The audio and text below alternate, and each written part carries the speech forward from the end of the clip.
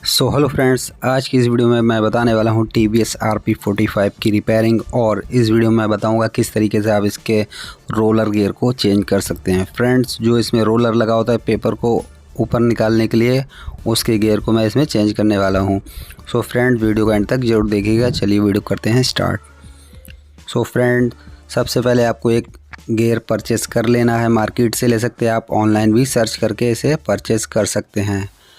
यहाँ पर फ्रेंड्स आपको ज़्यादा कुछ करना नहीं है। गियर लेने के बाद आपको प्रिंटर को ओपन करना है, और प्रिंटर को किस तरीके से ओपन करना है वो आप इस वीडियो में देखने वाले हैं। आपको सिर्फ एक स्क्रू ड्राइवर की मदद से इस प्रिंटर को ओपन करना है। यह है फ्रेंड्स रोलर का गियर, और इसके कवर को करना है ओपन करने के लिए आपको इसके साइड से प्रेस करके कवर को इस तरीके से ओपन कर लेना है, और इसके बाद इसके रिबन कार्ट्रिज को बाहर निकाल देना है।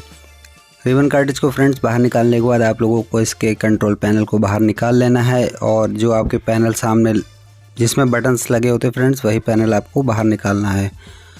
मैंने यहाँ पर पेपर रोल को अलग निकाल दिया। यहाँ पर इसके पैनल को भी अब कर ले रहे हैं बाहर।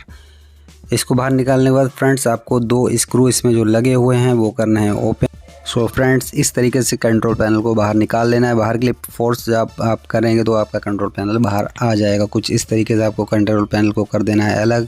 इसके बाद फ्रेंड्स ये दोनों स्क्रू करना है ओपन, जो आपके सामने आपको दिख रहे हैं राइट और लेफ़्ट। इन स्क्रू को हटाने के बाद फ्रेंड्स आपको इसके हेड को भी बाहर निकाल देना है, और उसके बाद जो आपके सामने ये इसकी स्टिक दिख रही है, इसको पकड़ के ऊपर के लिए उठाना है, और आपका रोलर ऊपर के लिए आ जाएगा। और रोलर में एक जो गियर लगा हुआ है उसका स्क्रू ओपन करके आपको गियर बदलना है।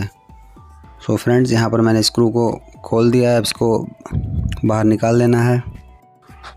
सो फ्रेंड्स, यहाँ पर मैं स्क्रू को उठा के बाहर निकाल दे रहा हूँ। इसके बाद आप दूसरा स्क्रू भी बाहर निकाल लीजिएगा, और इसमें जो आपको एक स्टील की स्टिक सी दिख रही है उसे पकड़ कर आप रोलर को ऊपर निकाल सकते हैं। यहाँ पर फ्रेंड्स हेड को भी बाहर निकाल दे रहे हैं। हेड को निकालने के बाद आपको ये रोलर का गियर चेंज करना है। अब मैं हेड के केबल को भी बाहर निकाल दे रहा हूँ, क्योंकि अगर केबल इसका डैमेज हो गया तो आपका प्रिंटर वर्क नहीं करेगा।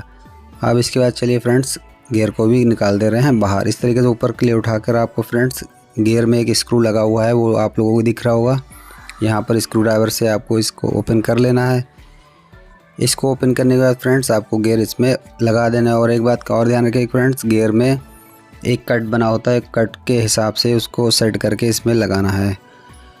यहाँ पर मैंने इसको बाहर निकाल दिया है। इस तरीके से आपको बाहर के लिए खींचना है और ये निकल जाएगा।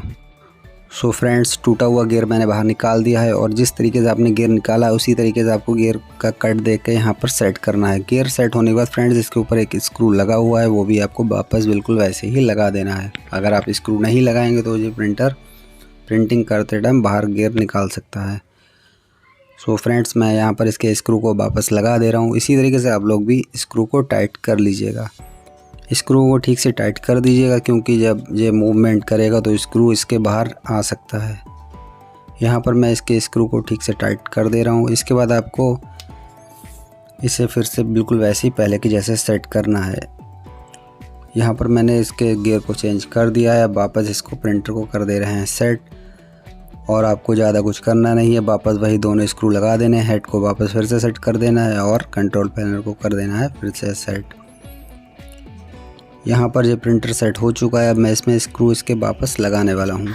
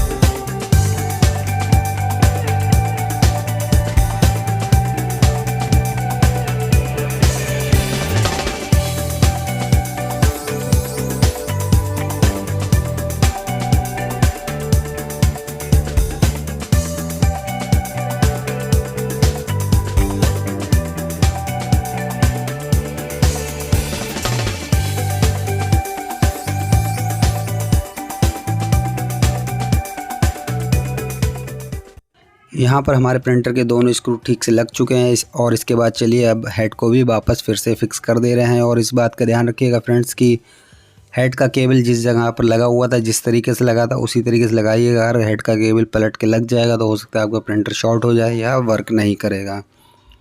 और हेड केबल लगाने के लिए आपको ज़्यादा कुछ करना नहीं है। हेड के कनेक्टर को इस तरीके से बाहर के लिए खींचना है और वापस प्रेस करके हेड के केबल को लगा देना है।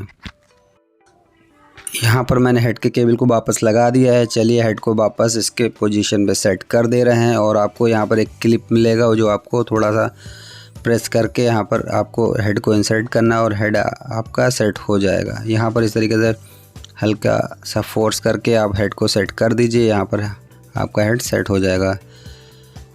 अब चलिए इसके कंट्रोल पैनल को भी वापस फिर से सेट कर दे रहे हैं। कंट्रोल पैनल को सेट करने के लिए आपको ऐसे इस तरीके से रख के और फोर्स कर देना, आपका कंट्रोल पैनल लग जाएगा। और यहाँ पर रिबन को वापस लगा दीजिए, आपका प्रिंटर रेडी हो चुका है। सो फ्रेंड्स, इसी तरीके से आप लोग भी प्रिंटर के गियर को चेंज कर सकते हैं। उम्मीद करता हूँ वीडियो पसंद आई होगी। अगर पसंद आए तो प्लीज़ वीडियो को लाइक शेयर जरूर करिए और हमारे चैनल पर नए हैं तो प्लीज़ सब्सक्राइब कर लीजिए। मिलते हैं अपनी अगली वीडियो में, जब तक के लिए जय हिंद, वंदे मातरम।